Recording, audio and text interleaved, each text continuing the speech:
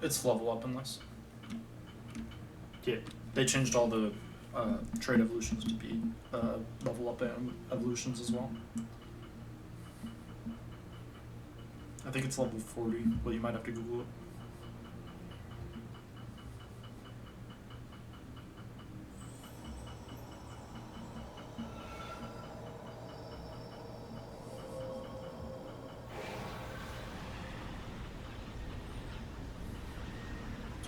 Oh, did you start the... Oh, you did, you poor soul. So you can't finish that quest until you go to, you get availability to a very late game area. So you're kind of screwed on that part. You shouldn't have talked to the feather on the bed.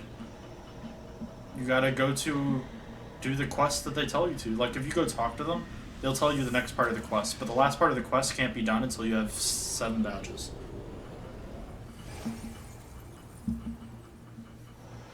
Every night, yep.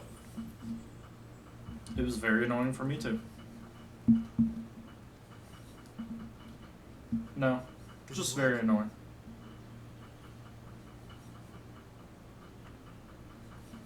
It did. Ether may flow freely to the burn once more. But you get 2 legendary spawns when you get there though, so worth it.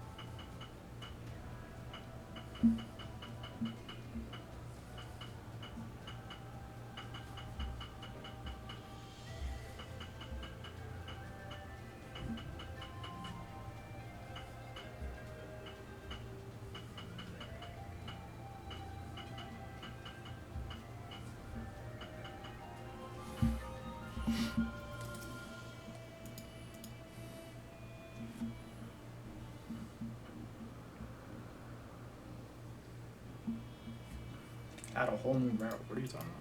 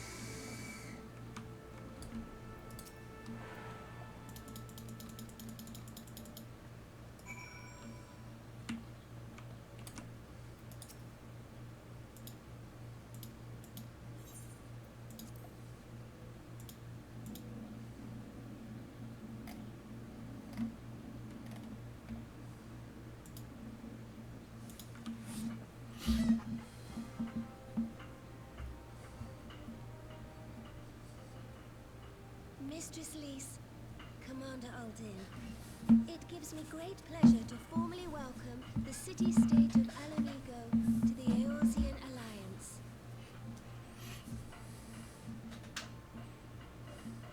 The pleasure is ours, Your Grace.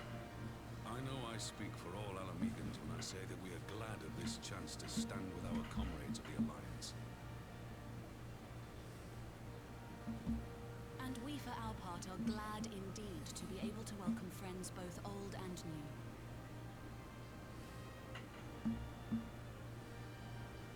Lord Hien of Doma, at your service. Pray, accept my heartfelt thanks for your generous invitation. Nay, 'tis we who must thank you for journeying so far. And 'twould be remiss of me not to acknowledge the part the Scions of the Seventh Dawn have played in bringing all of us together. In time times of great unrest, you and yours have been our constant companions, without whom we would not be here. With apologies to Lord Hien and Mistress Alize, it occurs to me that we have not gathered in this way since that fateful day in Uldar. The day I lost my arm and my freedom. As I lay in my cell, never did I dream that I would one day be given the chance to represent my homeland at this council. I would not even be alive had you not plucked me from the jaws of death. You, Yugiri, and Alfino. Would that the lad could be with us.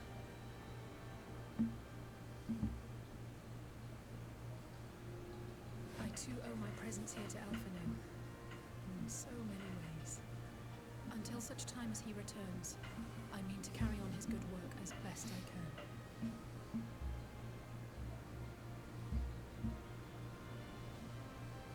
Come, friends. Let us leave the past in the past and turn our eyes to the future. My Lord Hien, pray, tell us how things stand in the east.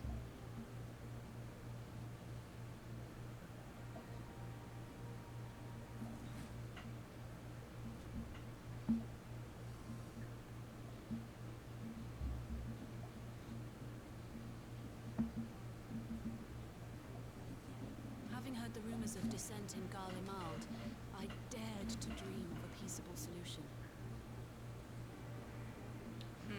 The Empire will not so easily change its ways.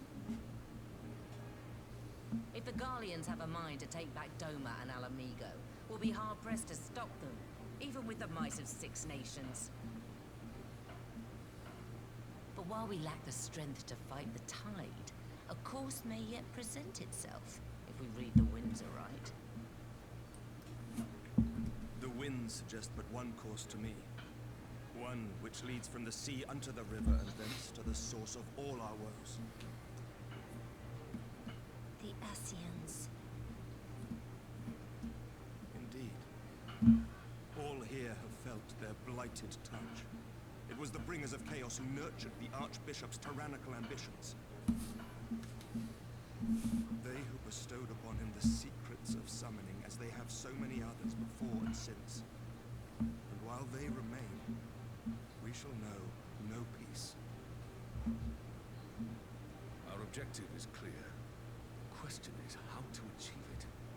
That our enemy parades about in Xenos' skin poses problems in itself, but ere we get to them, how are we to infiltrate the Empire and get close enough to strike?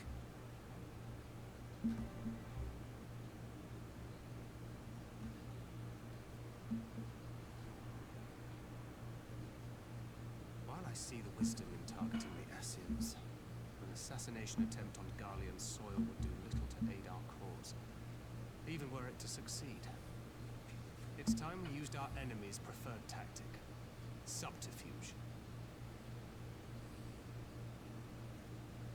You have an idea? Speak your mind, Master Thancred. None here know the enemy better than the Scions, and you may have best of all. Whatever it is you propose, we will give it fair hearing. On that you have my word. Very well, Admiral. My proposal is thus. We dispatch the shinobi to Imperial territory. There, they sow the rumor that the Crown Prince perished in the battle for Alamigo, and that the man parading around is in fact a corpse inhabited by a servant of darkness.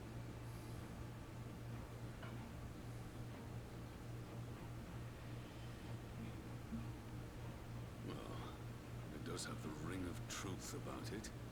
And were the Garleans to learn that their future ruler is a puppet, the Empire would be shaken to the core. But at the risk of sounding stupid, would they actually believe such an unlikely story? I didn't. Ordinarily not. But prior to his miraculous recovery, rumors of Xenos' death had already begun to circulate around the Empire. Ultimately, however, what the masses believe is not our chief concern. Our true objective is to create an open opening for rival factions within Garlemald to exploit. Just as a war of succession erupted in the wake of Emperor Solus's death. A war which raged until but recently, plunging the Imperial House into disarray as nephew and uncle grappled for the throne. It is no coincidence that one of Varus's first acts as Emperor was to name Xenos heir apparent, family feuds being so tiresome when armies are involved. Not all welcomed his choice of successor, however. There is no shortage of individuals who aspire to the throne, who would jump at any chance to seize power. The news that Xenos is not only dead, but a puppet to diabolical forces, would be too enticing to ignore. The Empire would not be quick to recover from a second war of succession. I am no stranger to infiltrating Imperial territory. With a team of operatives gathered from among the Alliance's finest, the plan should have a reasonable chance of success. Doma already has shinobi in place throughout the provinces. We stand ready to act, and act we must. What say you all?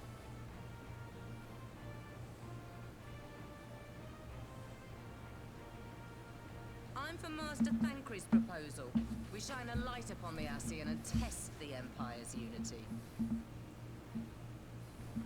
'Twas his plot that scuttled Doma's negotiations, was it not? Why then, if we can eliminate him, there may yet be a chance for peace. Let us wage this war of subterfuge, that we may one day lay down our arms. Gods know we never will while the Ascians remain.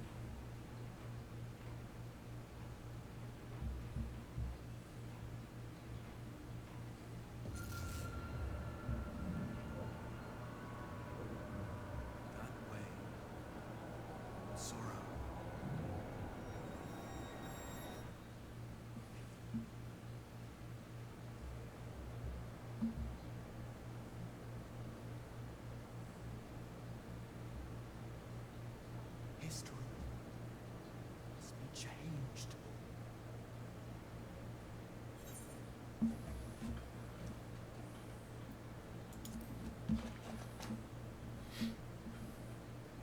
Ahead looms a calamity.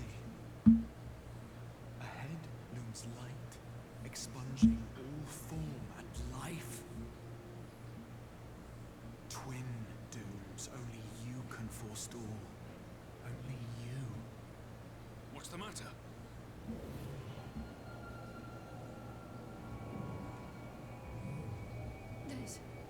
There's a voice. Spies in our midst. Nay, I sense no such presence. Let expanse contract. Eon become instant. Throw wide the gates that we may pass.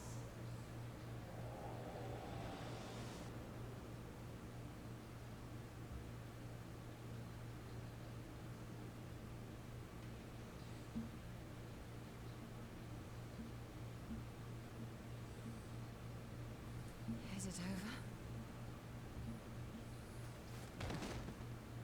Master Thancred!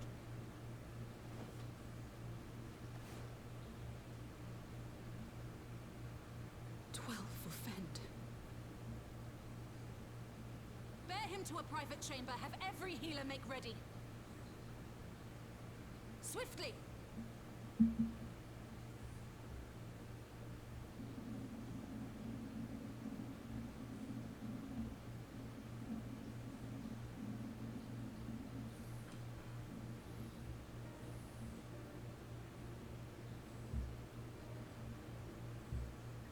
Master Thancred remains in slumber.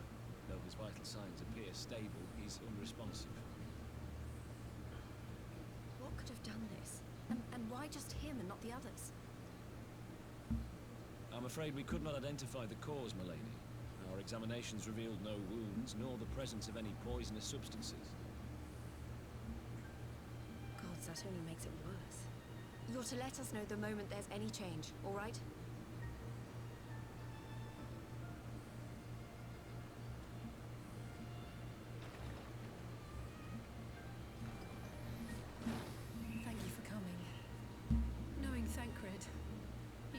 apologize for being otherwise engaged at so crucial a juncture. In gifting us a course of action, Thancred sowed the seed of all that is to follow. We have but to nurture it as best we can. To him, I would say, rest easy, that he may wake to enjoy the fruits of our labors. Now, the matter of the mysterious voice must not be forgotten. Will you tell me exactly what happened? Alizé and I heard a voice in the moments before Thancred collapsed. It was accompanied by a severe headache, as if something were clutching at our minds. Did you experience the same thing? Did you already get the pokey flute? So, Just in between the voice and the pain, you felt as if you were somewhere else entirely. did you get surf? The normal way? Did you read whenever you were in Fuchsia City where they told you? My suspicion. Then go read in Fuchsia City where they told you. Was, I believe, your soul being plucked from your flesh. That is pretty cool.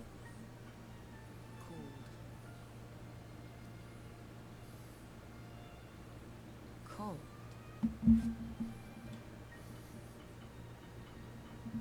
I myself examined Thancred.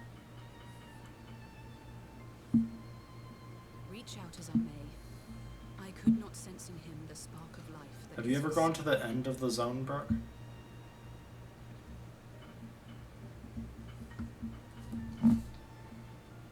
That Thancred alone You might want to turn off stricken speed so up. is likely due to his heightened sensitivity to the effects of ether.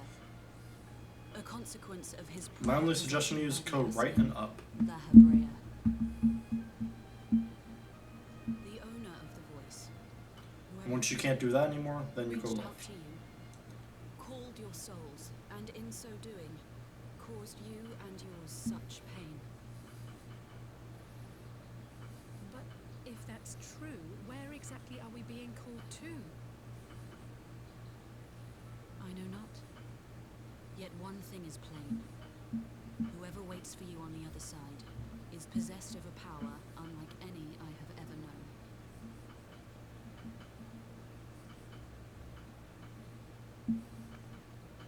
Forgive us, Lise, but may we leave Thancred in your care for a time? As if you had to ask. I may not be a scion anymore, but I'm no less a friend. Don't worry. I'll see to it that Thancred's well looked after. Just focus on solving this mystery, all right? Thank you, Lise. As the Elder Seedseer says, 'tis no ordinary individual we are dealing with. Nor can we discount the possibility of Ascian involvement. Whoever or whatever is behind this, the sooner we find out, the better.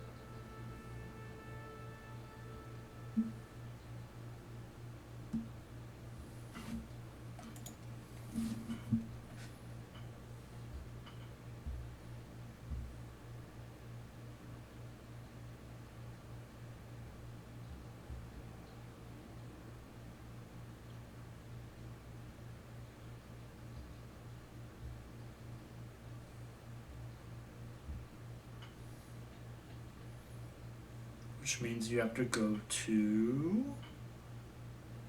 There you go.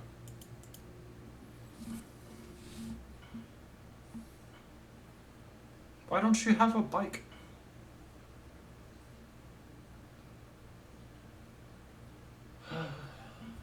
Can you not fly? Did you never pick up fly?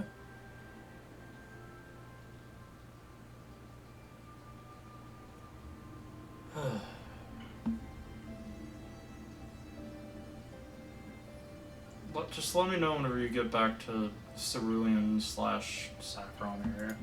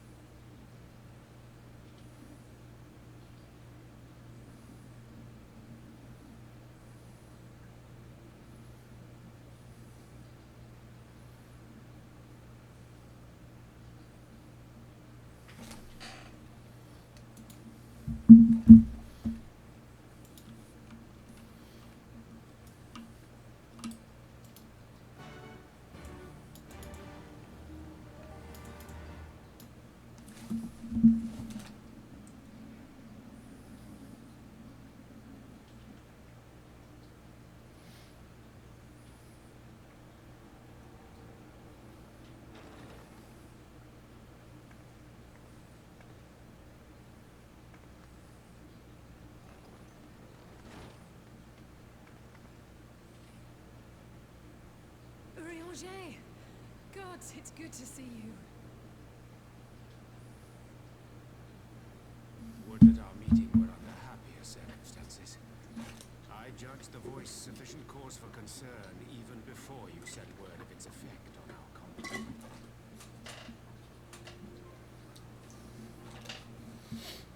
You heard it too, then? What time is it? 2:30. And all but certainly at the selfsame time. Today's been going very slow. Alas, pained as I was, I could make little sense of what few words did then reach mine ears.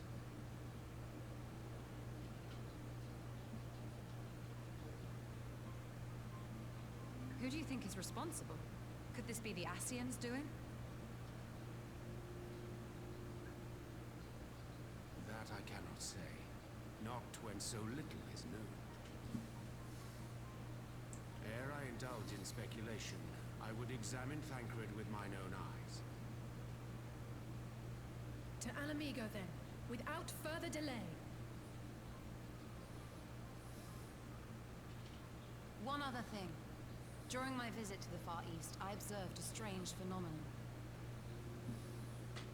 Thou referrest, I presume, to the localized reduction in etheric density. Well, that spares me the trouble of an explanation. Yes, I noted precisely that at two apparently unconnected locations. I take it the phenomenon is not limited to the Far East. Go to the town to the south, whatever it's called. Of late, our agents charged Not with Saffron, surveilling but the the one beast below. tribes have spoken of little else. The one with In every Lieutenant corner Surge. of the realm, they tell of places in which the ether hath grown thin. Naturally, my suspicions first turned to primal activity, but the areas thus affected betray no evidence of summoning. I must confess to being quite perplexed. If the same Stop phenomenon moving. is being observed in Stop. multiple locations Get out on of that opposite house. sides of the world, we may safely Go to the one to discount the left. regional factors. Needless to say, this warrants further investigation. Indeed, I shall make it my task to. Then when you're done with that, go get your bike.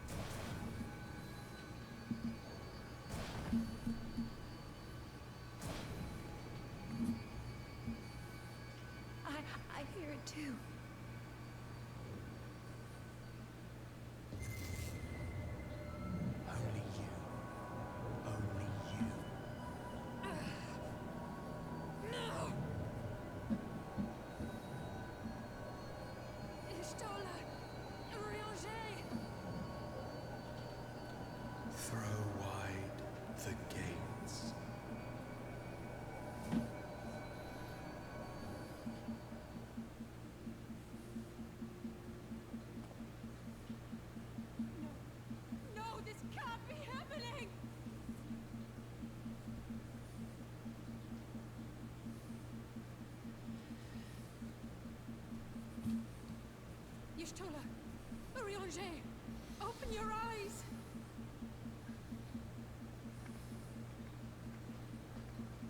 Open your eyes, I beg you! Say something! Anything! Not again. Please, not again.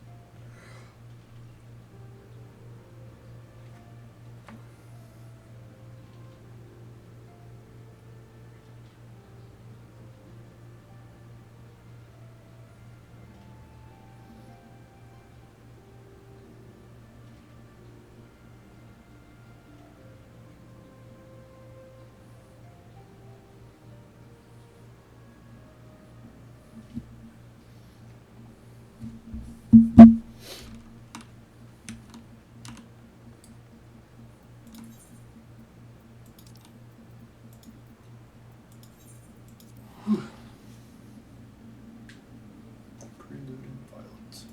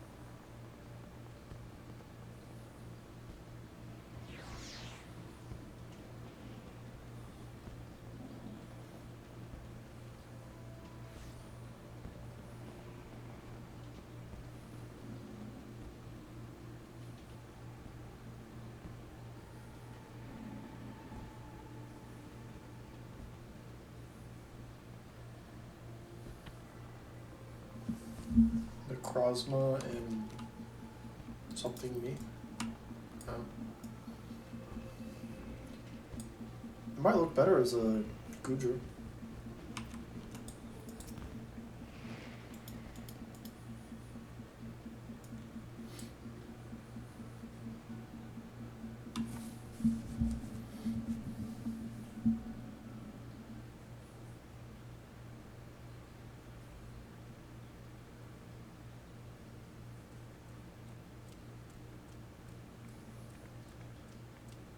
Here he is, my lady.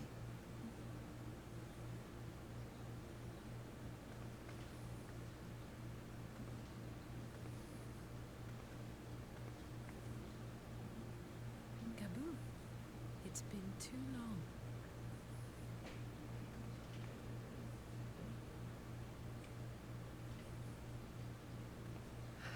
I'm afraid there's been no change.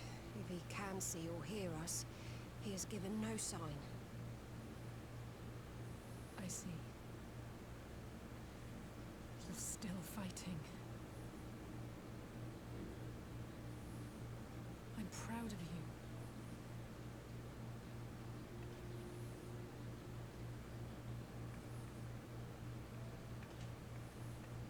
We promised that we would come and visit you together, didn't we? Alphino and I. I'm sorry that we haven't managed that yet.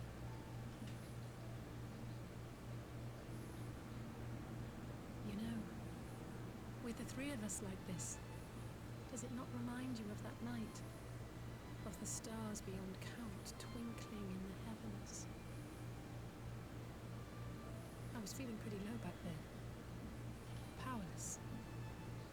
But I knew that my brother was close by if I needed him, and that the others would be waiting for me back at the Rising Stones. Not like now.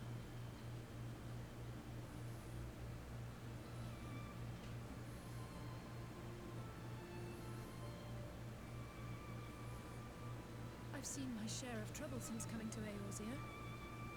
Been reminded again and again of my limitations, of how little I can change about this world.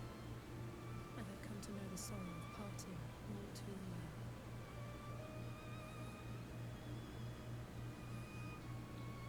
But to have the people I hold dear struck down before my eyes, and be powerless to help them, that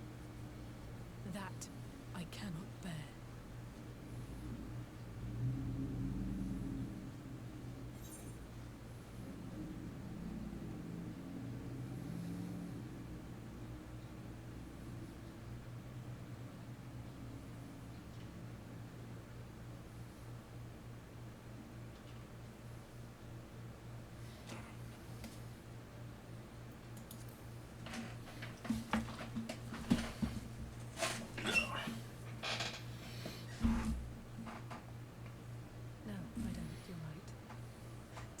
Arrogance to imagine I can solve everything by myself. You'd think I'd have learned that by now. Thank you. I don't know what I'd do without you.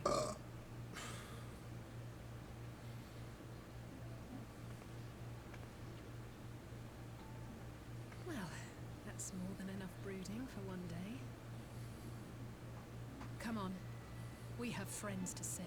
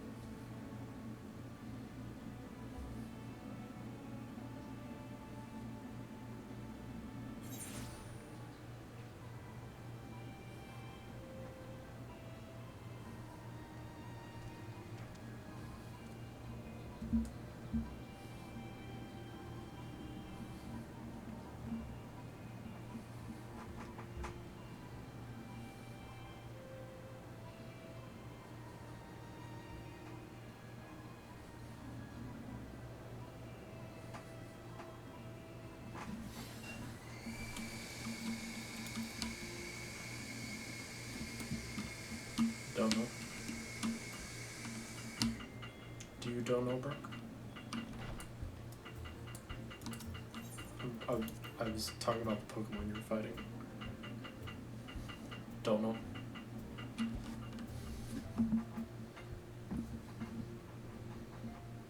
You will.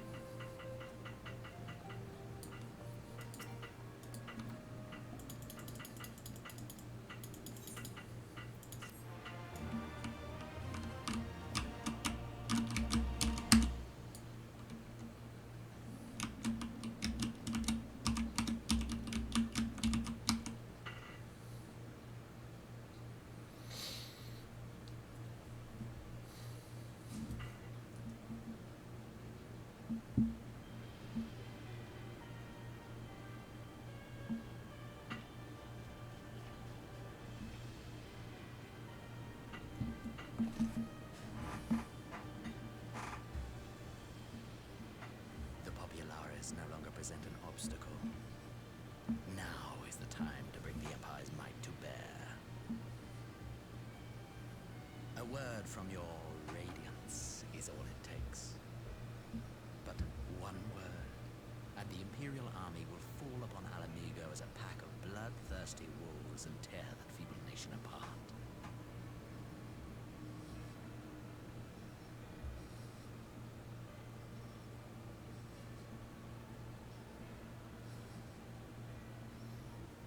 Have you no words for me? Despite the lengths I go to, an emissary playing the part of a fool. When first I took this face, I swore to use all of my knowledge, all of my power, to further the cause of the Empire. My deeds stand testament to my commitment. And with this adamant flesh at my disposal, I could destroy the Icon Slayer as easily as one might swat a fly. Why do you hesitate?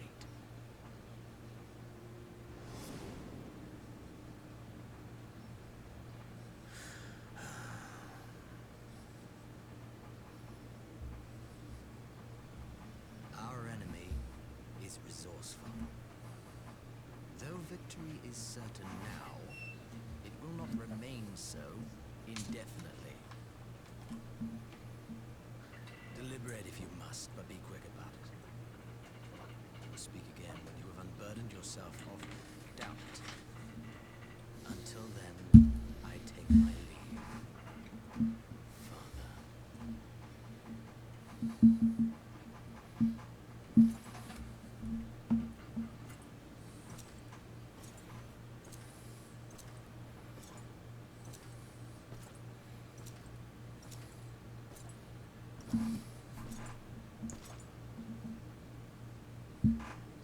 I should be the one to sign.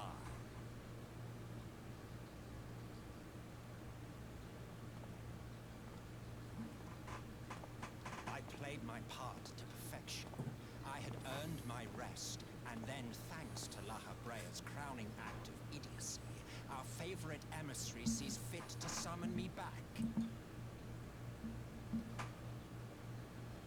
Elidibus was ever a warrior. A most tiresome trait, would you not agree?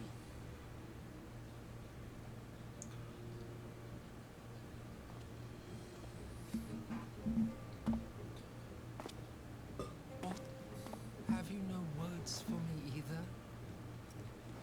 No matter. I've long grown weary of this mummery. Now, my dearest grandson, let me remind you of your place in the simplest of terms.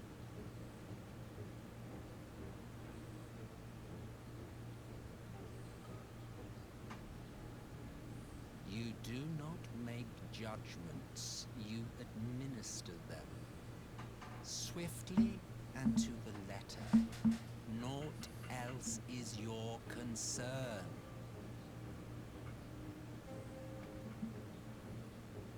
Elidibus may be an insufferable bore, but he is no fool. His choices as emissary seldom err.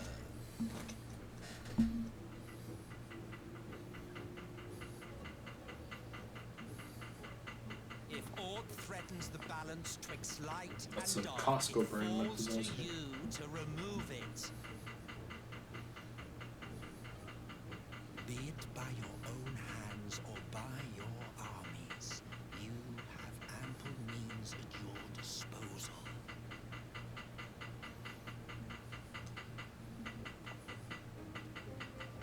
That is why this empire exists, why I built it.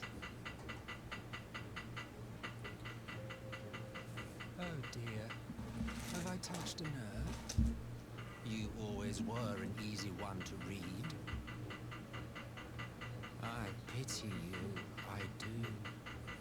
As they say, ignorance is bliss. And I know how much happier you would be not knowing the things you know.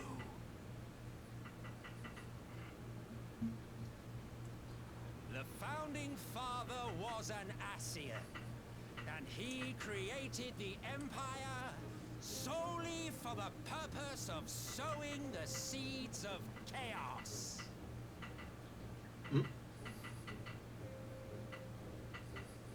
Don't take it personally. I merely do my duty. To bring about a calamity requires no small amount of power, and there is no surer way to obtain such power than by collecting powerful pawns. To that end, I have labored long and hard, and I must say I am quite pleased with my handiwork, paltry though it seems in comparison to Alec.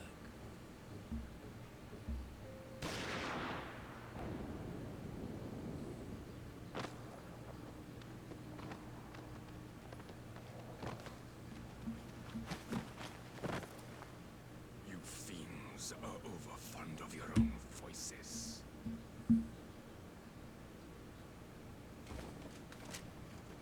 Mark me, Ascian. Man is the master of his own destiny.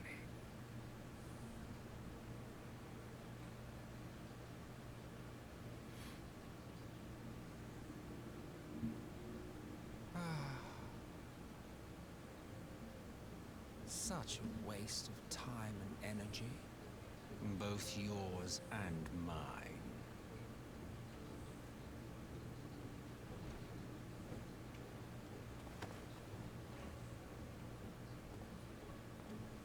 Lest you forget, you are Emperor now. If you wish to spout drivel about man's destiny, save it for the masses. It will serve to give them a sense of purpose, and you client pieces for the game.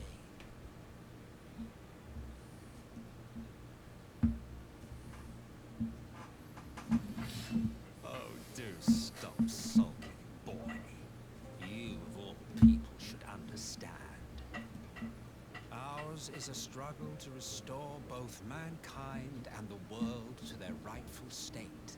Viewed thus, our goals are one and the same.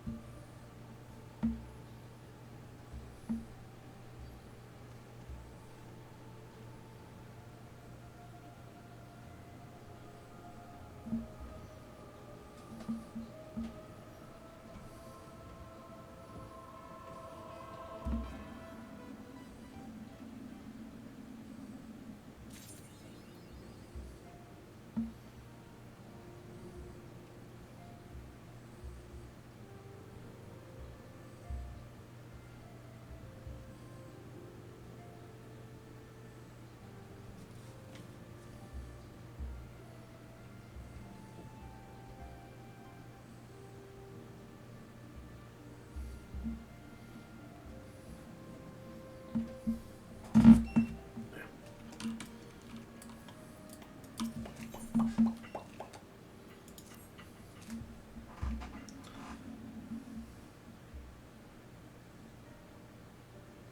glad you've come, though I'm afraid there's little in the way of good news. After you left, we reached out to both the Alchemists Guild and Stillglade Fane and attempted all manner of treatments. But the results were always the same. Whatever the answer is, it's not alchemy or conjuring. Why did it have to be Y'shtola and Urianger and not me? Out of all of us, they are the ones who could feasibly have solved this puzzle. And Alphino's still missing. God, it's a problem. Where do we even start? A grave situation indeed.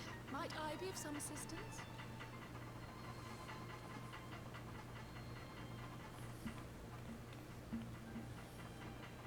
Cryle! I did not think you well enough to travel. When word reached me of the plight of our friends, I could not well stay away. As a fellow scion, not to mention your erstwhile mentor, this is one of those times you should feel free to call on me, regardless of my personal circumstances. Yes, I should have thought of that. Thank you for coming, Cryle. We would welcome your insight. And I should be happy to provide it. Now, what's this I hear about Alphino heading into Imperial territory? That boy always did have some funny ideas. Do you remember the speech he gave when he was accepted to the studium?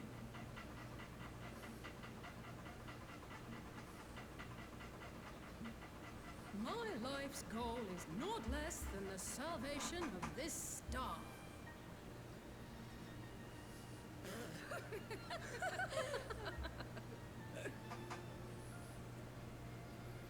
That particular grand pronouncement has been a source of great embarrassment to him, as you know. But the fact of the matter is, he meant every word and has lived his life accordingly. Yes, he remains altruistic to a fault, but I'm worried he was too fixated on his goals to see the dangers, as has happened before. You needn't be so concerned. Though his values remain the same, Alphino is not the blinkered boy he once was. Slowly but surely his eyes have been opened, thanks to a certain someone. A certain someone whom he'd been mortified to learn had heard about his little speech. Mum's the word, eh?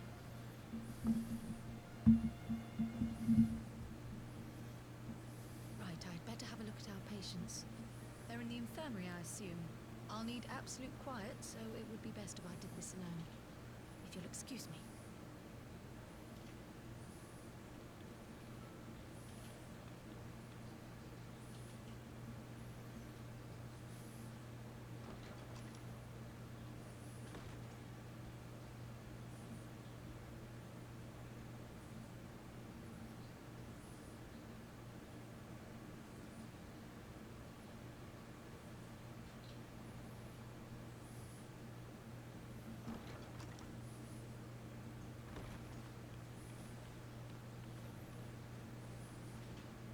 All three are in fine physical health.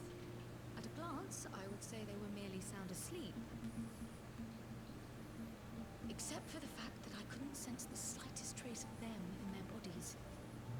It's as if their souls have taken leave of their physical forms. Ah, yes. The elder Seat-Seer made a similar observation. I've read the report. When you heard this mysterious voice, you described feeling as if you were somewhere else, yes? If we assume the ether which comprises your essence is being drawn to some other place, then it may be possible to follow the trail it leaves behind, just as we did in our search for Thancred. I wasn't around for that, but I can't imagine it was easy. Oh, it wasn't. But that's no reason not to try. I will have need of Master Matoya's crystal eye if I'm even to make the attempt. So I suggest we pay her a visit.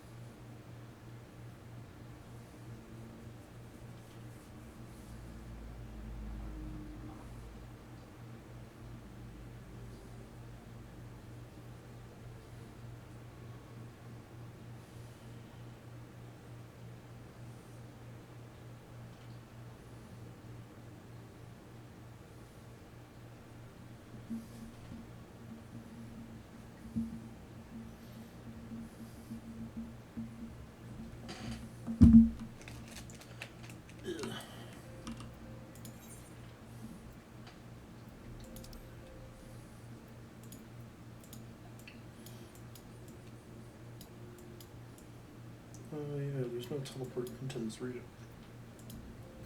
I hate that so much.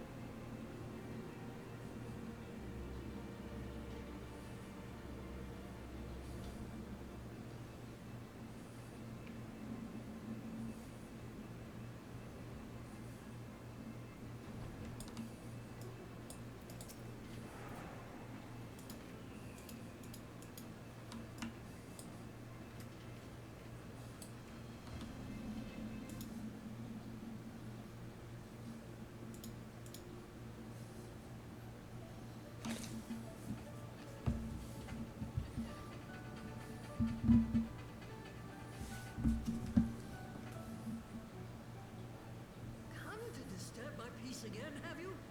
I hide myself away in a cave, and still you people insist on pestering me with your problems.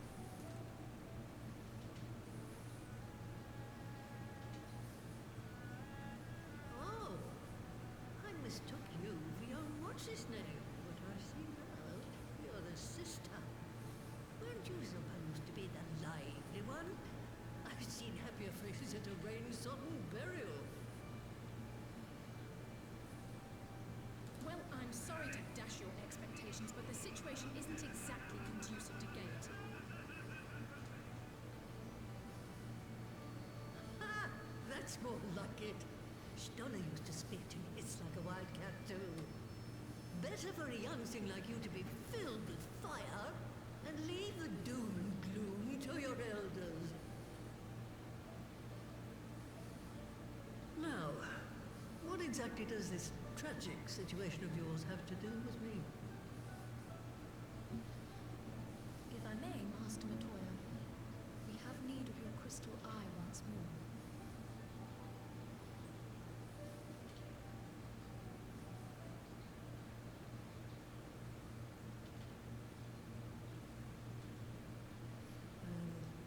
They're all randomized anyway, bro. Very well. She may be an ungrateful stray, but she's my ungrateful stray, and I'll not see her buried before I am.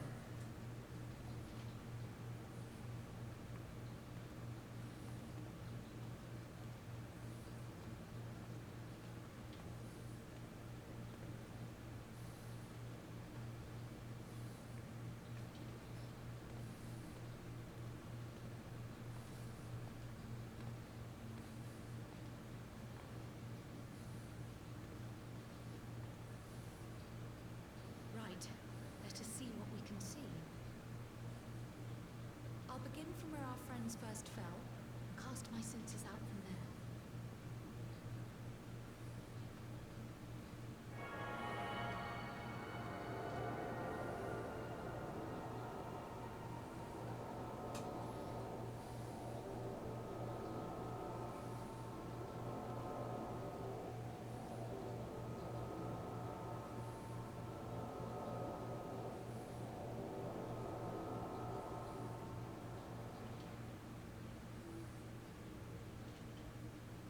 What is it?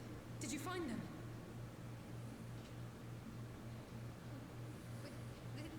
This doesn't make sense.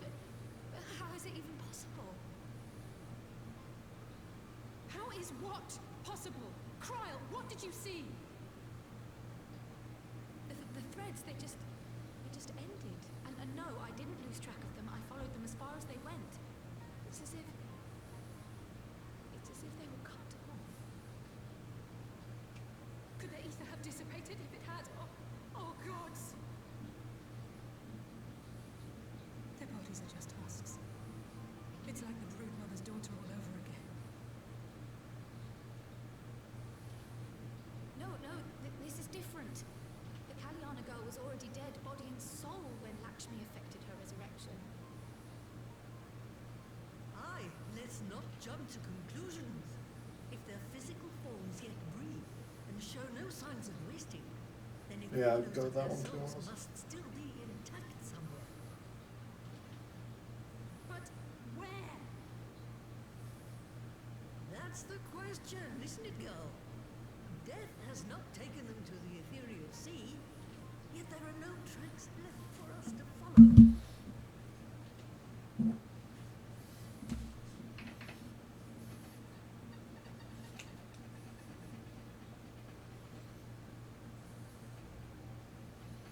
We're no closer to an answer than when we started. Pray, excuse me a moment. Yes? I remember. Did you wash your ass today? What, to Alamigo? We're on our way. Go take a shower, you stinky That was boy. Lise. Apparently, a group of Hotlarers have defected to Alamigo, and Maxima, the envoy Alphina were left with, is one of them. I'm sorry. You're done with the gun? I realize we've barely...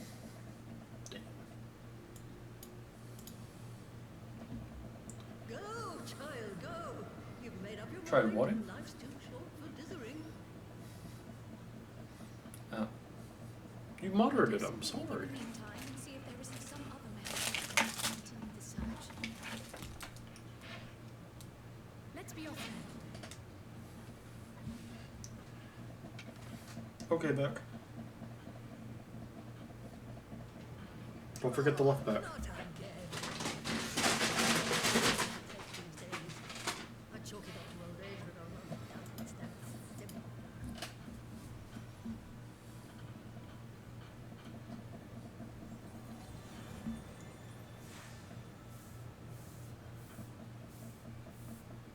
Before they took ill, Y'shtola and Nurianger were sharing notes on a thinning of the ether. It seems to be happening all over. Does it now? And here I was all set to blame my woes on that freaking mountain refuse. Clogging up the lake.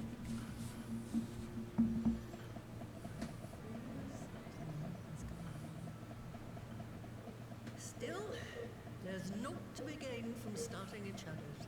You can only do what can be done, and that but one thing at a time.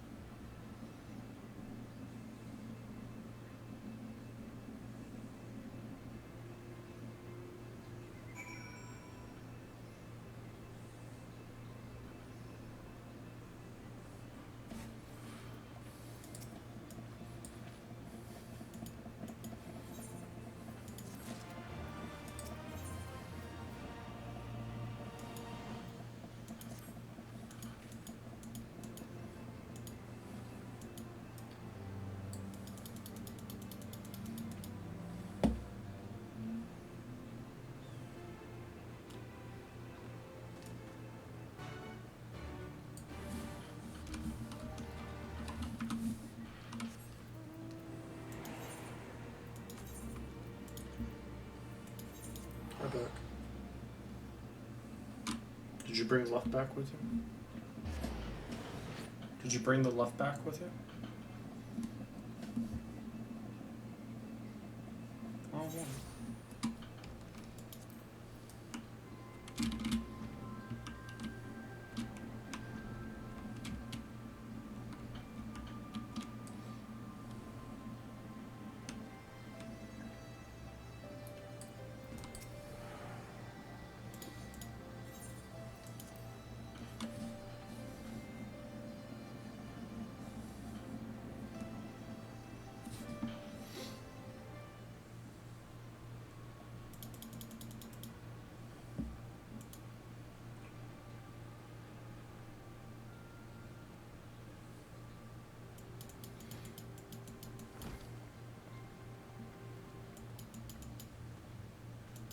I'm sorry to drag you halfway across the realm.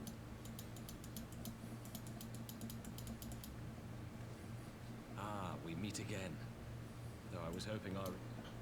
What happened to my brother? Never fear, my lady. Your brother was in fine health when I took my leave of him, and I have no reason to assume that... You assume? If you will allow me... Our troubles began not long after we departed Doma. While crossing the burn, we were fired upon by the Emperor's personal guard and forced to make an emergency landing. As we stumbled from the wreckage, our attackers fell upon us again, and we would have perished there and then were it not for the intercession of a third party, a band of mercenaries whose leader claimed to pursue a vendetta against the Assyrians. This Shadow Hunter, as he styled himself, then escorted us out of the wastes to relative safety. Upon arriving back in civilization, I gathered my Popularis colleagues and prepared to flee the Empire. Master Alphino, however, declined the invitation to join us, preferring to continue his investigation into the Assyrian threat.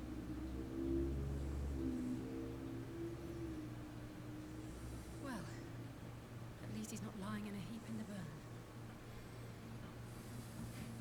Tell us more about these Assyrian hunters. Who are they? And is Alphino still with them? He is. As to who they are, I'm afraid I have nothing to tell you. Beyond the fact that they root out and destroy Assyrians, they were unwilling to divulge anything which might serve to identify them. They would not even reveal their next destination. But Master Alphino asked to accompany them all the same. Since parting company with your brother, we've been engaged in a game of cat and mouse with the Emperor's guard. We made our way through province after province, finding the army busy restoring order wherever we went, until we finally arrived here in Alamigo. I cannot thank Commander Aldin enough for giving us such an unexpectedly warm welcome. I'm not inclined to turn away refugees, no matter which land they call home. And if they can tell me how things lie in Garlemald, all the better. On that subject, there is much I would tell you. During the course of our journey, we heard tales that an entire rebel army had been slaughtered in the space of a single night. It would seem my former comrades grew tired of putting down uprisings in the conventional manner, and chose instead to bring a formidable new weapon to bear. Details were sparse, but the rumor alone was enough to dampen the flames of rebellion. I have also heard reports that several companies have withdrawn from their designated provinces and begun marching westward. It is my assessment that the Empire's forces are mobilizing for a large-scale military engagement. Westward? You mean they're getting ready to invade Alamigo? We knew this was coming, but not that it would be so soon. We've barely even begun to shore up our defenses. They won't stop an invading army. No, they won't. Dispatch messengers to the Alliance leadership requesting reinforcements, and send word to our officers in the field to hasten completion of those border fortifications. Prepare to meet the Imperials head on!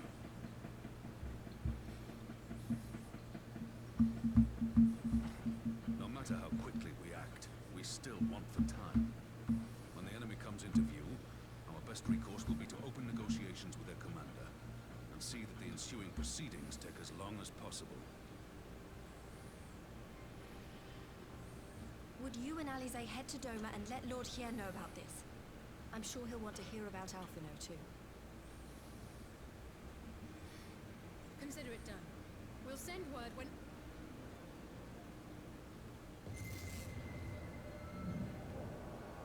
Untold sorrow must be changed. Ahead looms a calamity. Eon become instant. Throw wide the gates.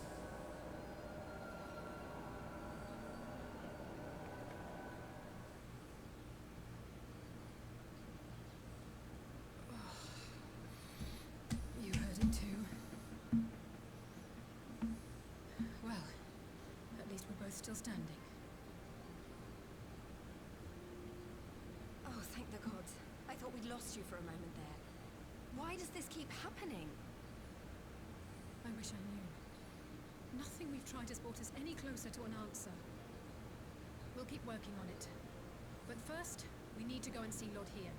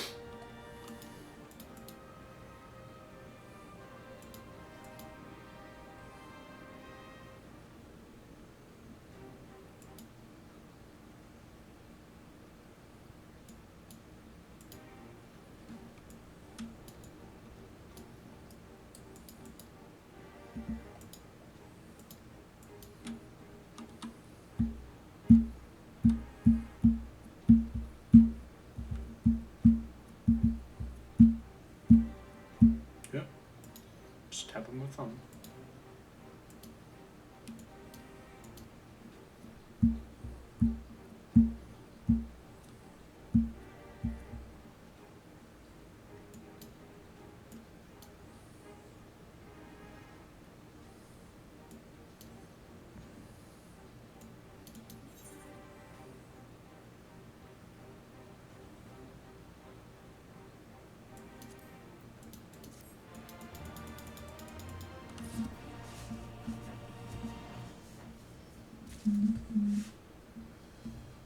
Barfingal shared a video.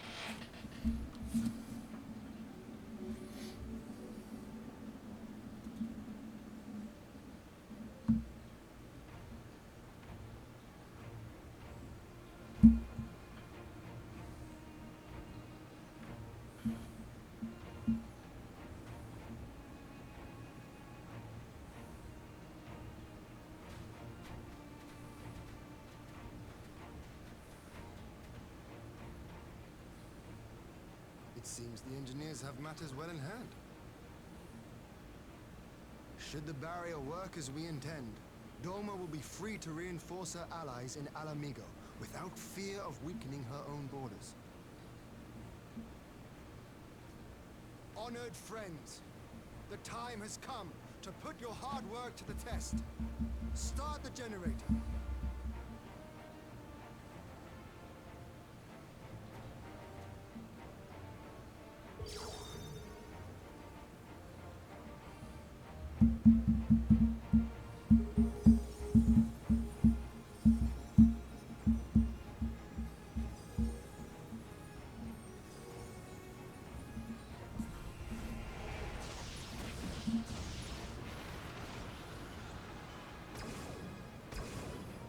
Node 1 is operational. Nodes 2 to 8 are reporting similar energy levels. The barrier is forming.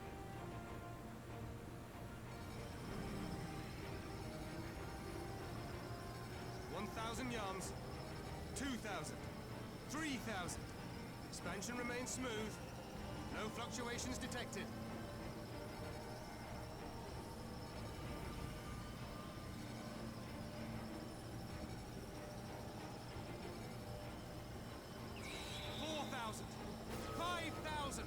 Target altitude reached. The barrier is holding steady at 5,000 yards. We've done it.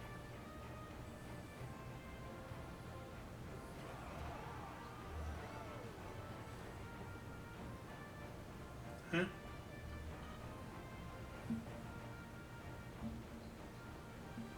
Is that an Imperial airship? Of all the rotten timing. But this is a gift, Mistress Alize. They can test our new wall for us.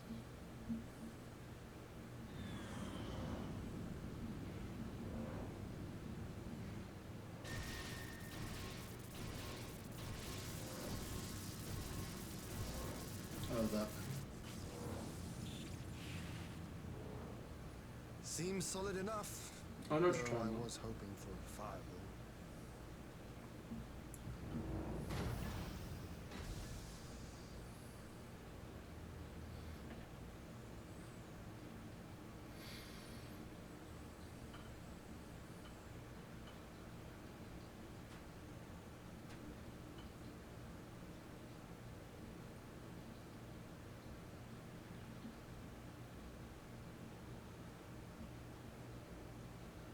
By the gods. It's Alphino. What are you? Let me go! He has my brother! Lower the barrier!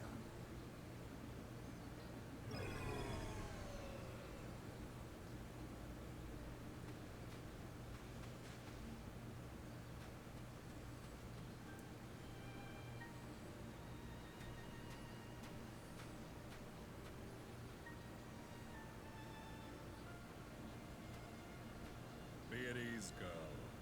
The lad is not dead, merely locked in slumber. No, not him too.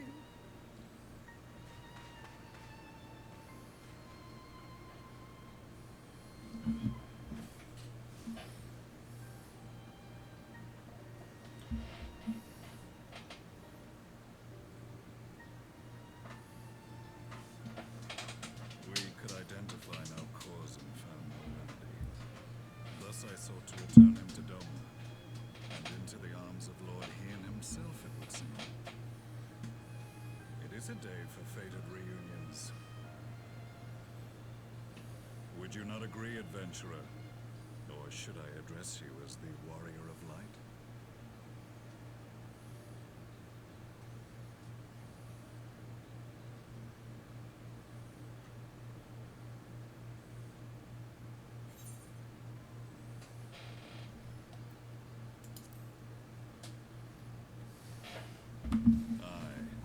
Gaius van Baelsa, the Black Wolf.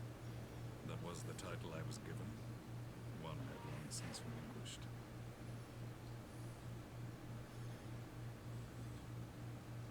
Stand down.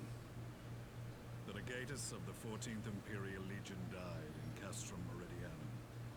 I am no more than Gaius Baelsa, a man without rank or allegiance. impossible. There's no way you could have survived. Do you remember how it unfolded?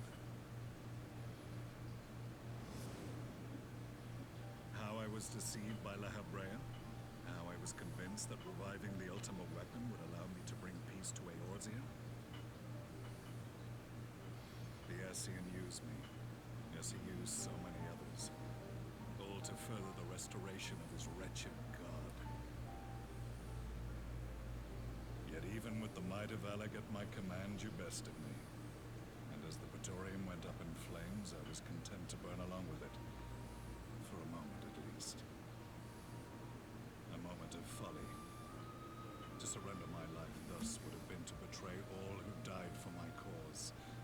It was for them that I dragged myself free of the rubble, and swore vengeance on the Ascians.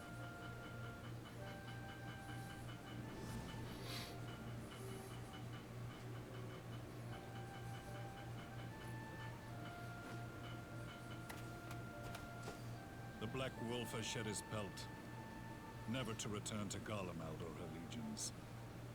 I live now only to exact revenge.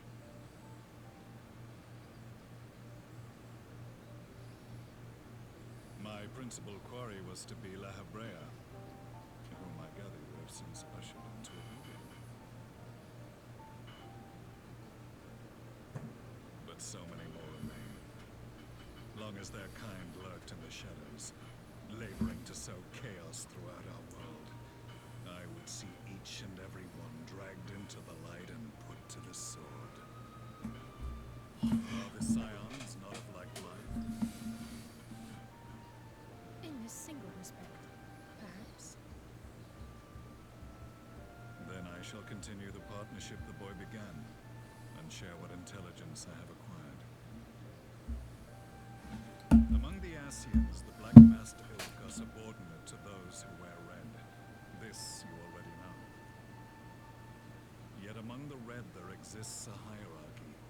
Those that adrift with the shards clearly stand below those still joined to the source. Nabriales, who once dared to intrude upon the Rising Stones, belonged to the former group, and while he was indeed a dangerous foe, his powers were inconsequential next to the paragons of the source. The first was La Habrea, who plagues us no more. There is also the white-robed Elidibus, and the elusive Emmet Sulk, about whom little is known. We have files on La Habrea and Elidibus, but I believe this Emmet Selk is new to us? As I assume my brother told you, we have evidence to suggest that an Ascian now walks in the body of the Crown Prince. Have you identified this interloper? Elidibus seems the most likely culprit. As emissary, it is his role to maintain the equilibrium between darkness and light. Your many deeds in Hydaelyn's name have upset the balance, and I believe he seeks to restore it by throwing his considerable power behind the Empire. As a leader of the Ascians, he is one of our primary targets. It was on the trail of this very prey that the boy and I came across the scene of a failed uprising. In the absence of a single Garlean casualty, we inspected the bodies of the rebels, and the lack of any external injury drew my immediate attention. They had been slain by Black Rose, an alchemical invention of the Imperial Army. When I yet served as legatus, I ordered its production. Toxic gas? This must be the new weapon Maxima warned us about. Something deadly enough to sweep away all resistance in a matter of hours. Gods. You don't think they're planning to use this in Alamigo, do you? Put your fears to rest. We infiltrated the production facility and destroyed all existing stores of the chemical along with the plant itself. Even should they rebuild the operation, they will not soon manufacture another batch. Regardless, I would draw your attention to a directive we discovered in the plant's records. The document was marked with a recent date and authorized with the signature of one Zeno Siegalvus.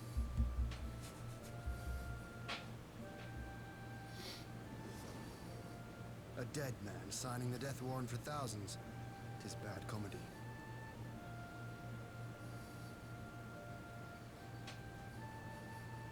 But the tale does not end there. Within that same facility was a chamber filled with devices of elegant design. Cloning technology, we realized. And what should we find in each and every incubator? But a young Emperor Silvus.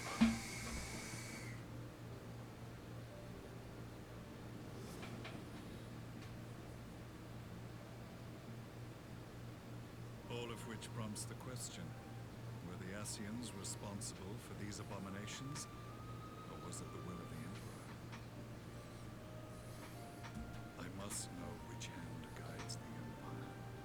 Though I have given up my rank, I am yet a son of Garlemald, and I will fight for the future of my homeland.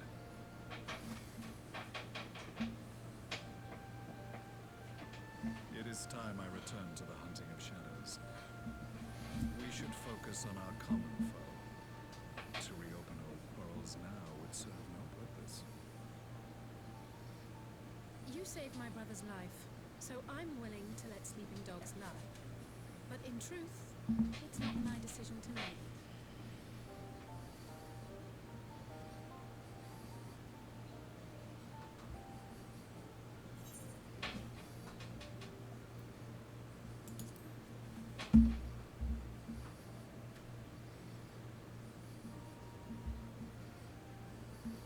There was a time when I scorned those who placed their faith in false gods, even as I, in my blinkered conviction, place mine in Ascian promises. Unlike yours, my strength of will and my restraint was found wanting. We shall meet again. Warrior of light. Michael should be getting off right about now-ish, right?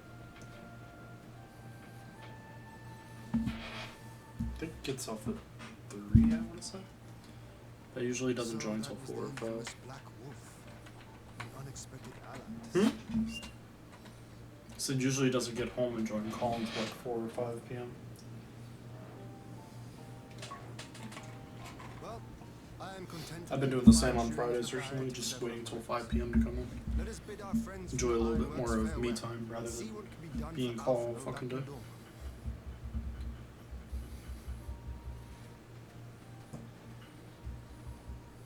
Just fair, honestly. That's fair, honestly. I'm trying to finish this game though, so I can't do that. Yes. Yes. You're welcome to watch from there if you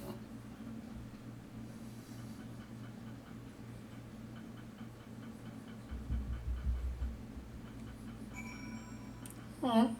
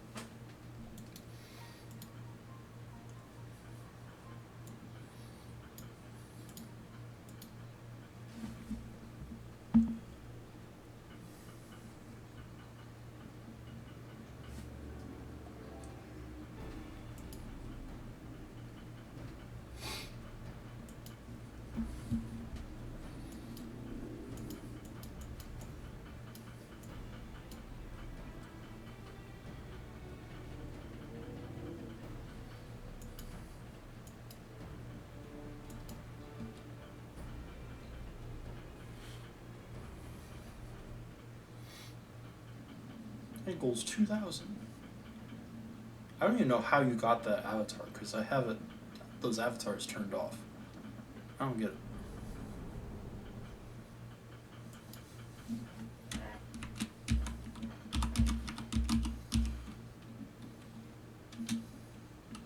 But if you wanted to change avatars, you just do that command and then just do your choice of character.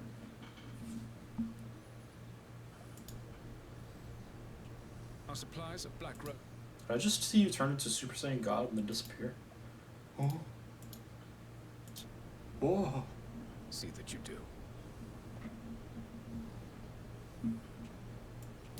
Lovely. Trunks. Oh, they're using the extension thing. Ah, yes, the infamous Black Rose. If I recall correctly, Gaius did not much. It doesn't work on whatchamacallit for some reason. Opera. A ruthless and indiscriminate weapon indeed, this airborne poison. It's... Let me open it and see if I can get it to work.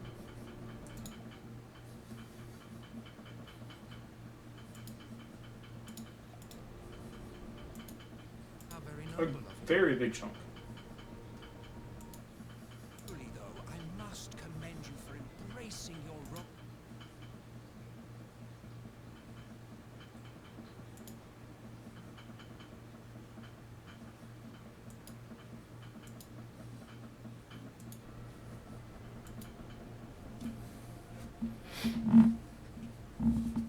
The silent agent of death.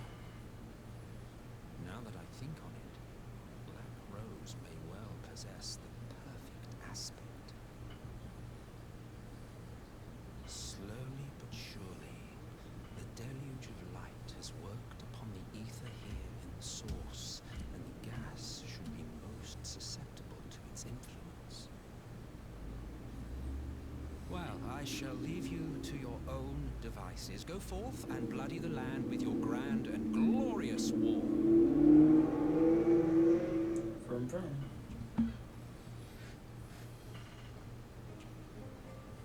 While you do what, precisely?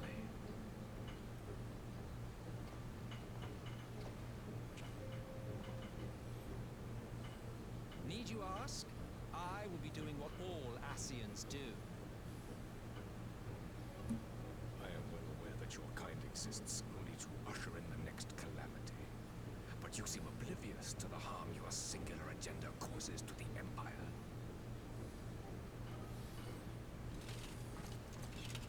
You cannot have forgotten the events which followed your mortal demise.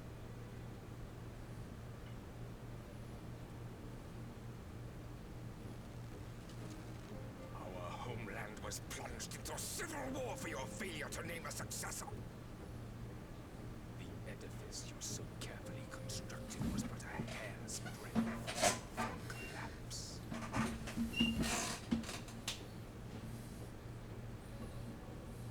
Are you truly so naive? You thought me oblivious to the consequences of a departure so painstakingly timed? It was by design? It was by design. Well, of course it was. Though I will admit the resulting panic exceeded even my wildest expectations. But how can you be surprised? Throwing the world into disarray was the very purpose for which this nation was, as you say, so carefully constructed.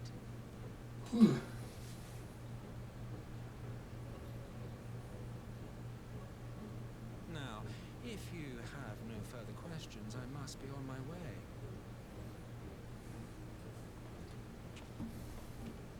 Since we may not meet again in this lifetime, it would be remiss of me not to offer a word or two of gratitude. I really must thank you for this surplus of vessels. I can mold any host into my own image, but having bodies tailor-made for me in this fashion is so much less tiresome. You dabbled in elegant cloning techniques, yes? It certainly is a compelling, not to mention entertaining, field of research. And of all the options available, you chose the founding father on whom to experiment. You have a twisted streak to you, Varus. Like grandsire, like grandsire, eh?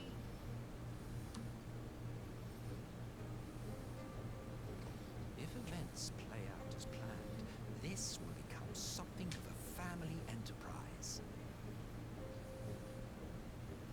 You will be the capstone of this world, I, anchor and shard, and together we will give the lie to this star's fraudulent existence.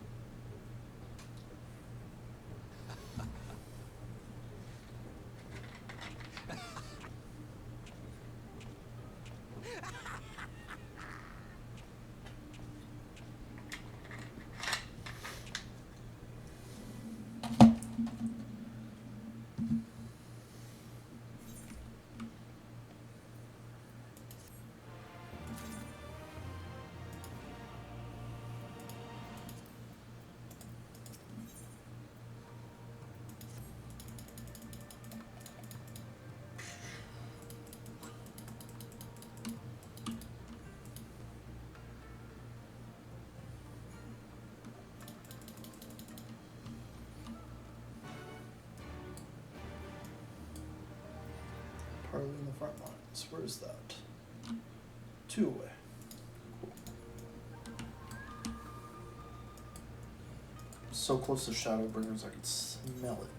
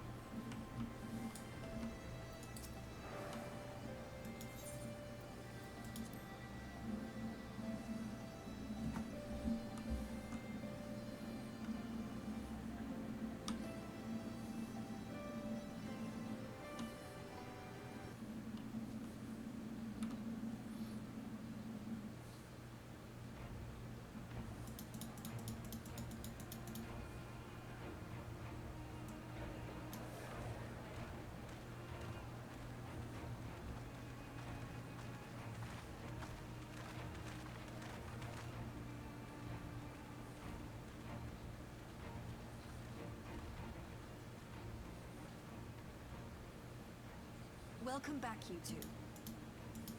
Glad. We're great.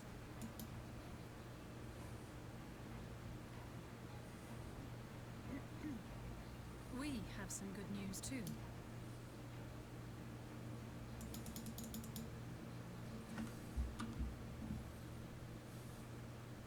So, Alphino won't wake up. Gaius van Baelsar is alive and hunting Ascians, and the Empire is planning to poison us. Ordinarily, any one of those things would have left me in shock. But getting back to your report, are we sure this Black Rose is... It fits the description.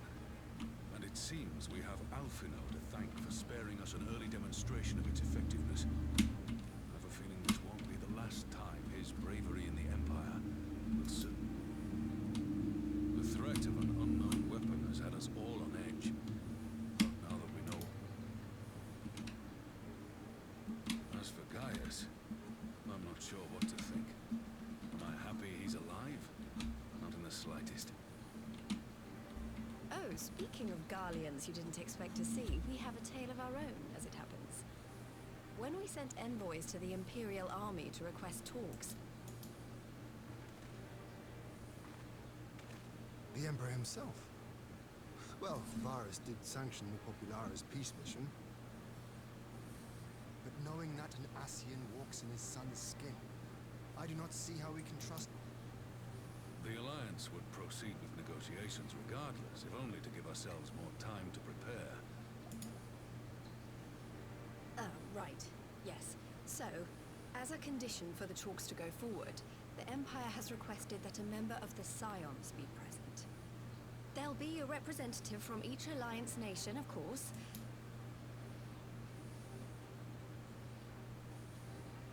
Gods, Lise. You know how much I hate... Very well.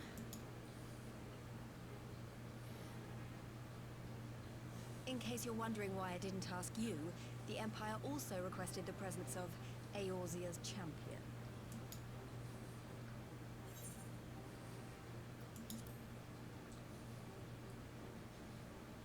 Oh, you're not, are you? Come on, if Alizé can put on a brave face, then... A meeting will take place on the border. Anticipating... The Alliance leaders should already be on their way.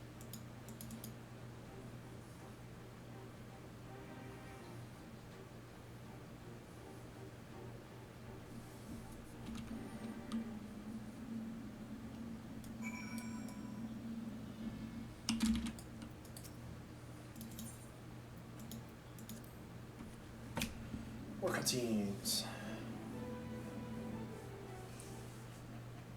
Oh.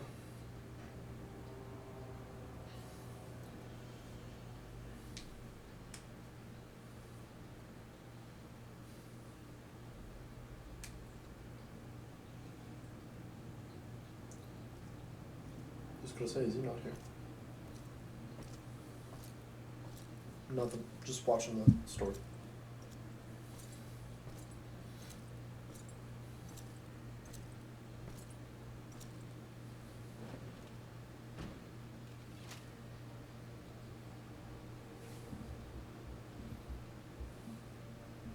Esteemed representatives of the Eorzean Alliance. On behalf of the Garlean Empire, I thank you for inviting me here today. As this parley was convened at your request, I invite you to speak first. Very well, Your Radiance. I, Nanimo Ulnamo, 17th in the line of Ul, should be pleased to oblige you. As recent events in Alamigo and Doma have made plain, the subjugation and exploitation of neighboring nations is not a sustainable policy. Should this day end in war, you may very well defeat us, but you will never extinguish the people's desire for freedom. Though it may not be in our lifetime, there will be another revolution, another war, and the cycle will continue. Doma has entered into a concord with the nations of Eorzea, a partnership wherein we recognize one another as equals. Garlemald could be afforded similar treatment. You need only set aside your ambitions and join us in paving a path towards peace.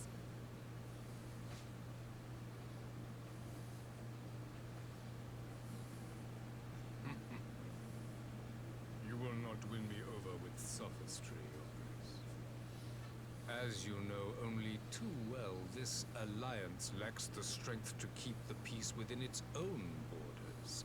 Even now, your struggles with the Beastmen continue unabated. Divided, you sow this fertile soil with the seeds of your differences and reap naught but discord and chaos for your trouble. Eorzea must be united under one leader, one purpose. I would offer you both when you bring an end to your strife. With all due respect, Your Radiance, the only thing that you offered the people of Alamigo was fear and hopelessness.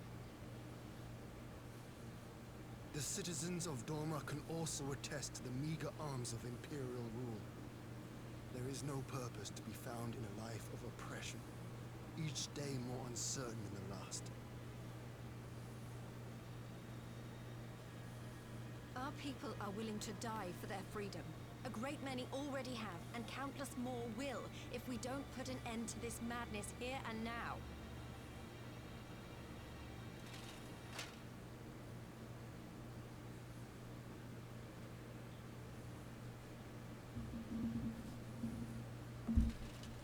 We brought order and stability to your lives. This madness and bloodshed is of your own making. You broke the peace, not Garlemald. Peace. Order. You kill our peoples, despoil our lands, take everything that is ours. And what? You expect us to lick the boot that grinds our faces into the dirt?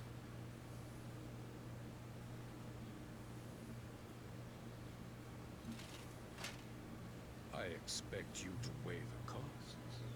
To recognize that countless lives have been lost on both sides in pursuit of a greater good, and to not squander all we have achieved in a fit of petulance.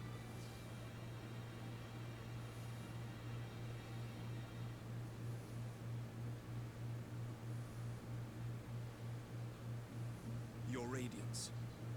I fear I can personally attest to the dangers of pursuing one's vision with such righteous fervor. For 1,000 years, the Holy See of Ishgard waged war with dragons.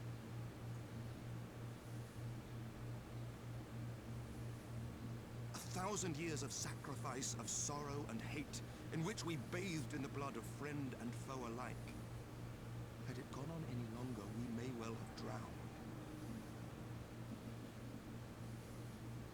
Yet we have chosen to raise ourselves out of this bloody spiral, and have since made peace with our former enemy. So I understand. No doubt the dragons were more receptive to your overtures in the wake of their leader's demise.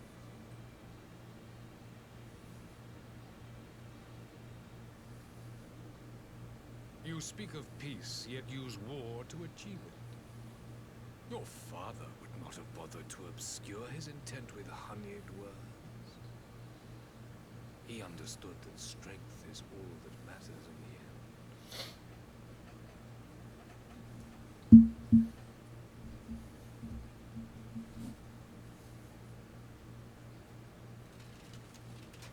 Without his clarity of vision, I can but wonder what will become of Ishgard and her people.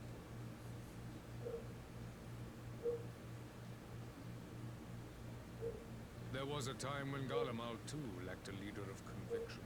Weak and unable to wield magic, we were at the mercy of the strong, from whom we sought refuge in the bitter cold of the north. Were it not for the discovery of ceruleum and the subsequent development of magitech, we might never have gained the power to take back that which was rightfully ours.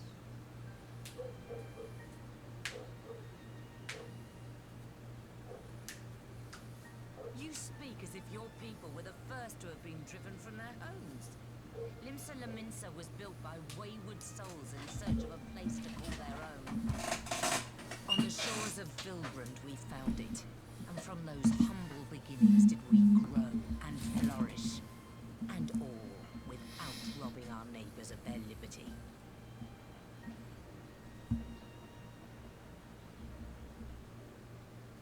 So saith the pirate. Am I to believe that you simply asked the kobolds to yield up their lands and that they were happy to oblige you? That you did not drive them out like rats in the hold of one of the many ships seized by your privateer?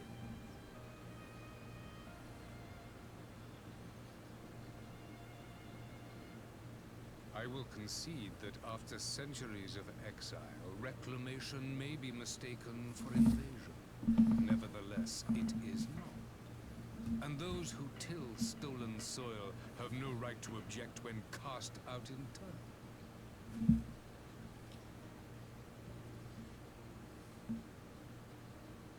Your uncompromising nature rivals that of the Ixal. They too lament circumstances which they themselves perpetuate. Were they but to embrace peace, we would welcome them with open arms. Indeed, some few have done just that, and now receive of the Twelve's Wood's bounty. Would that your people might learn from their example.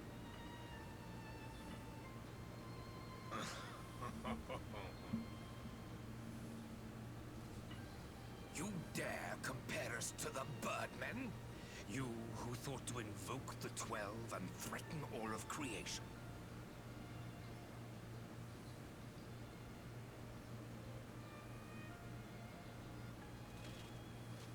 I came here in the hope of finding some speck of common ground, but I see now Okay. these discussions will accomplish nothing. I'll catch you later, gamer. Despite what you people may Okay. believe, I am not Bye-bye. going to choose the sword over the olive branch. 'Tis but a you too. pity men are loath to accept one without first being shown the other.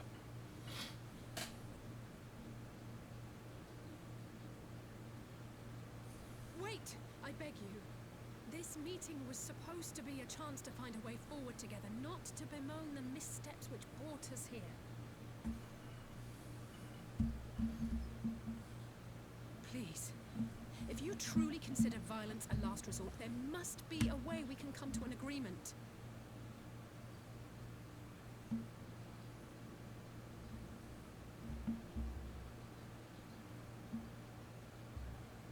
As Mistress Alize says, we did not come here to bicker over the past, but to discuss how we might strive towards a brighter future. Emperor Varys, may I suggest a short recess, that all present might compose themselves prior to beginning anew?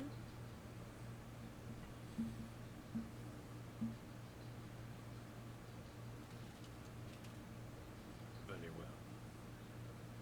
I pray this intermission will suffice to move these talks in a more constructive direction.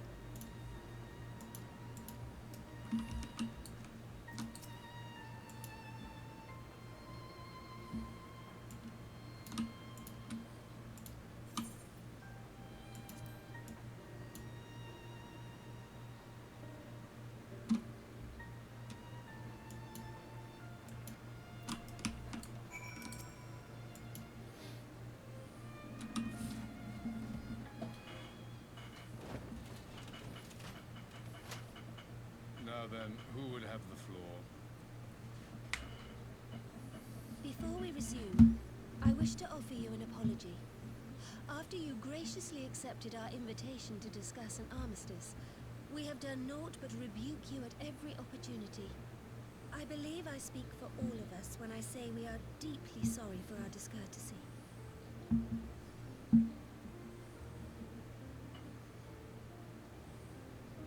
I'll admit your familiarity with our affair surprised me, and served to remind me how little I know of yours. I think all here can understand the desire to reclaim one's homeland. But why expand further? That is my question. If I may, the answer can be found in the Imperial doctrine they took great pains to impart to my people. Recognizing the threat icons posed to the world, Solus Zos Galvus decreed that they were to be eradicated. To this end, he began a campaign to unite all lands under the Garlean banner. Or so we were taught. Yet the Emperor only reached the Barrens said to have been laid waste by icons, after conquering all the lands that lay between. What is more, I am quite certain the practice of summoning was not nearly so widespread in the days before the Empire's founding. When you put it like that, it all starts to sound like an excuse, doesn't it? But to distract from what? Why are you really waging this war? Why are you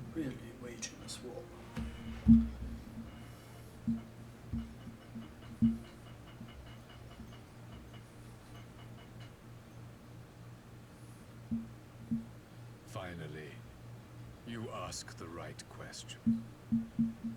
I can but hope you heed mine answer, and at last accept the righteousness of our cause. My goal is this: to return the world to the way it once was, the way it was always meant to be. In doing so, mankind will be made whole once more.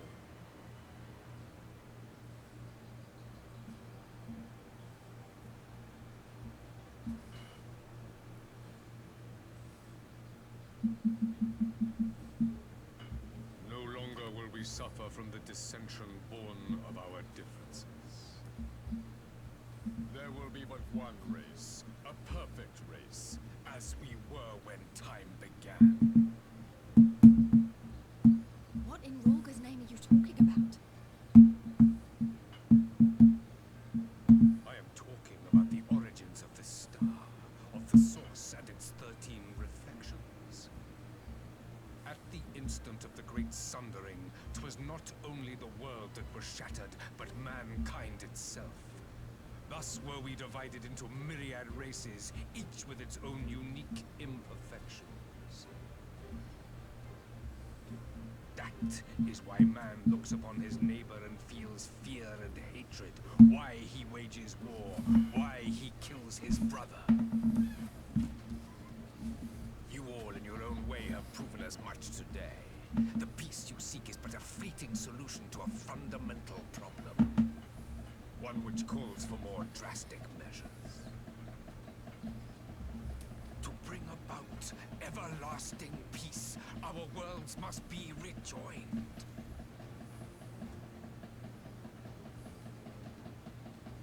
That is the goal the Empire would see realized. The glorious future unto which we shall one day shepherd mankind.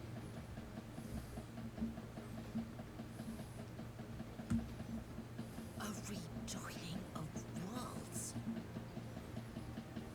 I have heard this tale of the source and its reflections before. Are these not the self-same desires as the Ascians? Emperor Varys, do not trust in their words. They will lead you to your doom. My father thought to use them, but in the end he succumbed to their temptations. He embraced summoning like so many other pawns before him. Do not tell us you mean to do the same.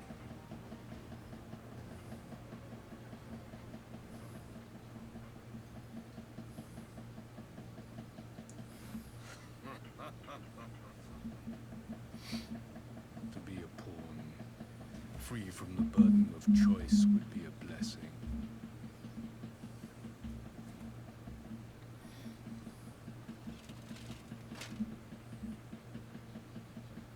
But I forswore that privilege the day I learned that the Garlean Empire was built by the hand of an Ascian.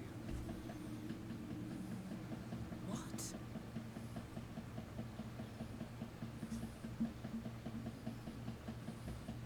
Yes. My grandsire, the former emperor, is of their number.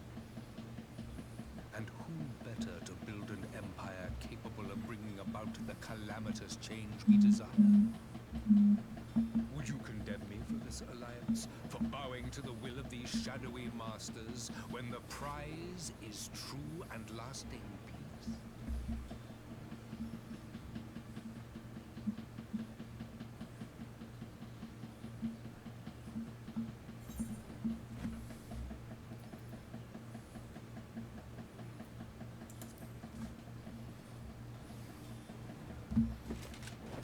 I come not to conquer, but to liberate.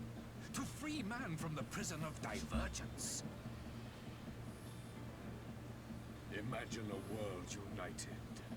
One perfect race beneath a single standard.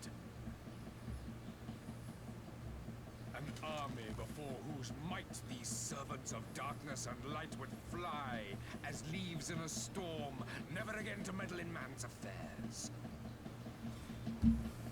We would be the masters of our own fate. I bid you join me, not as subjects of Garlemald, but of a new nation. And together we shall win freedom for ourselves and generations yet unborn. You want to trigger another half-dozen calamities? You can't be serious!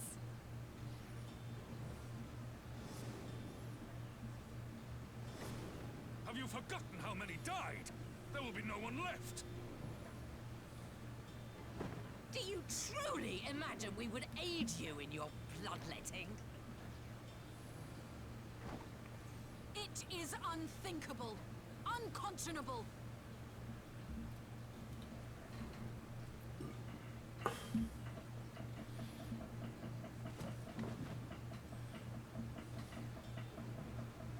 And what is the alternative?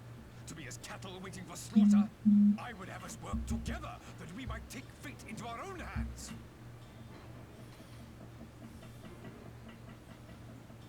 Into your hands, perhaps.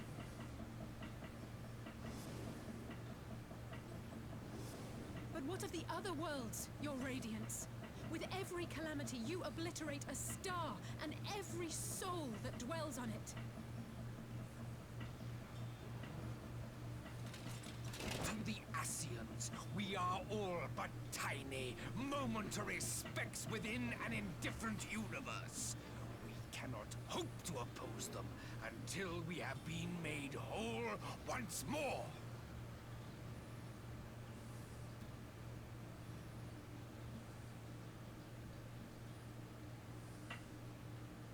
Are these truly the words of Garlemald's ruler? The flaws and foibles which you so abhor are what make us who we are. Every nation, even yours, Emperor Varys, is made whole through the combination of these imperfections, the strengths of one compensating for the weaknesses of another. While it is true that man succumbs all too often to anger and avarice, he may yet overcome his baser instincts through the forming of bonds with others, fostering community and cooperation. That the protector of an empire should not only reject these fundamental truths, but seek to change them at so dear a cost to life is indefensible. Such a man is not fit to govern.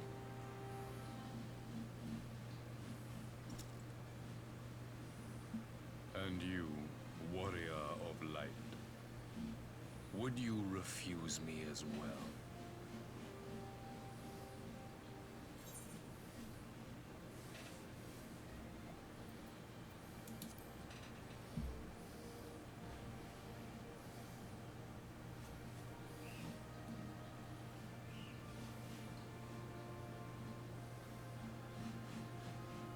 It would seem the Alliance is of one mind on this matter.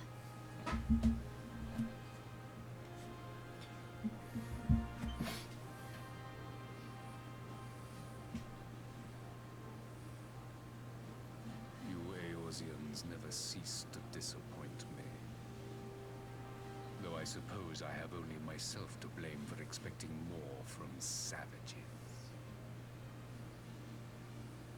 This discussion is at an end. I bid you make ready for our next meeting. It will not be at the negotiating table.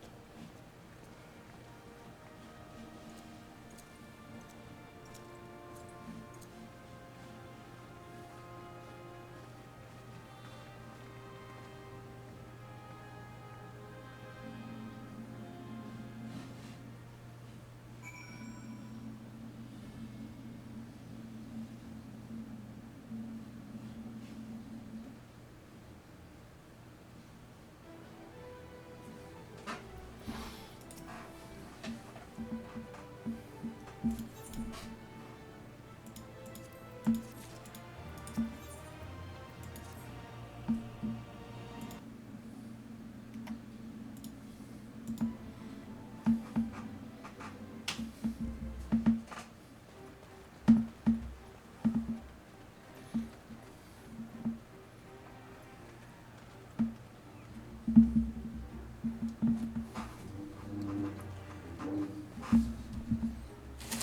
not sure what I was expecting from our meeting with the Emperor, but it wasn't that.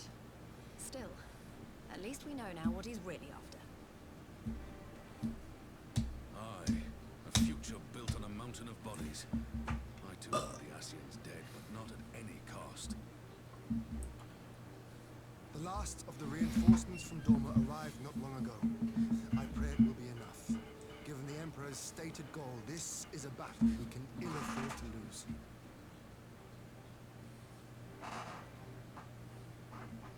If the Garleans come in force, we may not have much say in the matter, even with our combined strength. We knew from the first that the odds would be against us. But if there is even the slightest chance of victory, we must do everything in our power to seize it.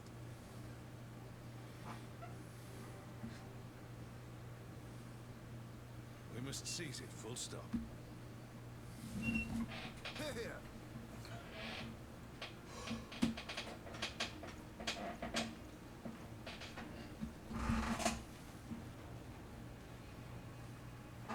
The two of you are to join an irregular unit and support the main host. I won't bother asking if you're minded to fight. After coming this far, how could I not?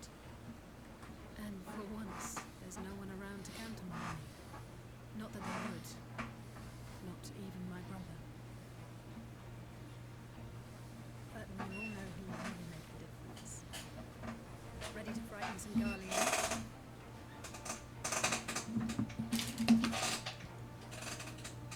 Wouldn't want to be on their side.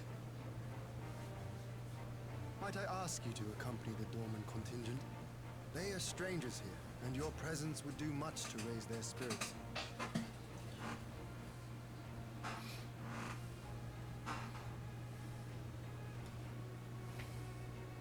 We would be honored.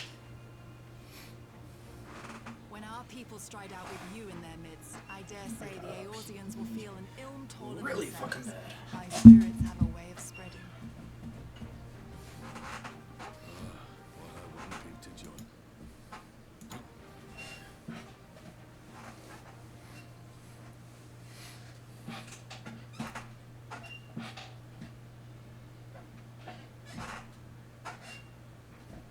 Comrades, ready your arms. The hour of battle has come. Has it? Are we through monologue no jutsu? May the crystal guide us to victory. Y'all bloody. Ugh.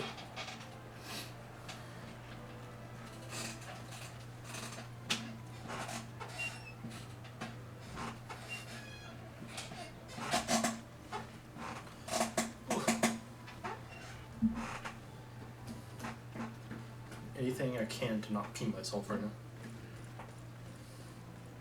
Since the others couldn't be here, we'll have to fight twice as hard. If Alphino waits to find the Imperials have won, I shall never hear the end of it. It's strange. I thought I would be terrified when the fighting started. I should be terrified. But with you at our side, I can't help feeling everything is going to be all right. So please, don't you dare leave me alone.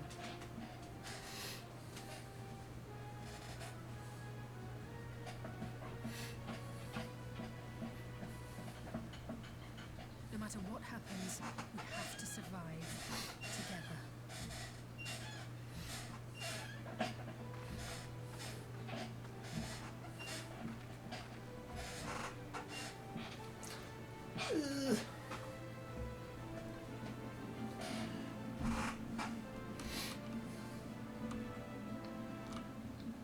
It's accepted. And it's going to tell me the things available. Yes! Now I just have to start it. Ooh. Party of the players.